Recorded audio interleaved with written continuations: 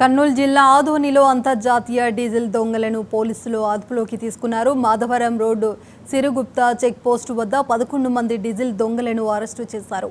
వారి వద్ద నుంచి 10,30,000 రూపాయల నగదును స్వాధీనం చేసుకున్నారు. 300 లీటర్ల డీజిల్, 4 వాహనాలను స్వాధీనం చేసుకున్నారు. ఇంకా 3 పరారీలో ఉన్నారు.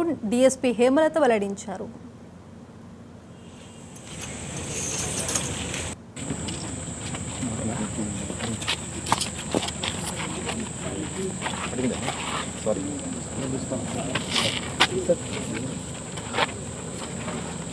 రోజులుగా డీజిల్ దొంగతనాలు, రాత్రిపూట లారీల నుండి డీజిల్ దొంగతనాలు కంటిన్యూస్ రిపీటెడ్గా జరిగాయి.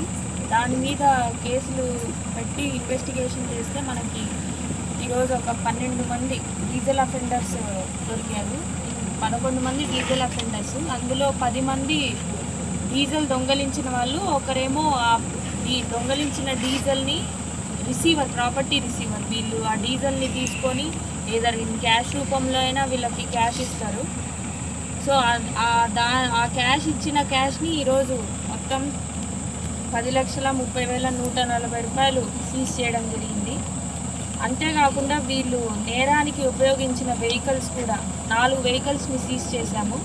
ఒకటి Innova, Ertiga Logan and Ertiga Logan vehicles 2, Innova 1 and ఇంకొకటి ఎర్టిగో లోగాన్. అంటే మొత్తం 4 వెహికల్స్ని ఈ దొంగతనానికి యూజ్ చేశారు.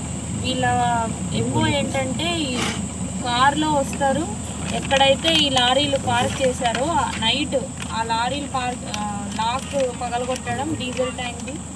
ఆ డీజిల్ ట్యాంక్లో ఎన్ని లీటర్లు ఉంటే అది 360 కావచ్చు, 320 కావచ్చు, 400 కావచ్చు, ఎన్ని లీటర్స్ ఉంటే అన్ని లీటర్స్ని క్యాన్స్లో ఫిల్ చేసుకోవడము, వచ్చిన కార్లో అలానే తీసుకెళ్ళిపోవడం. ఇది మొత్తం కర్నూలు జిల్లాలో ఇంతవరకు ఒక భూభారతి చట్టం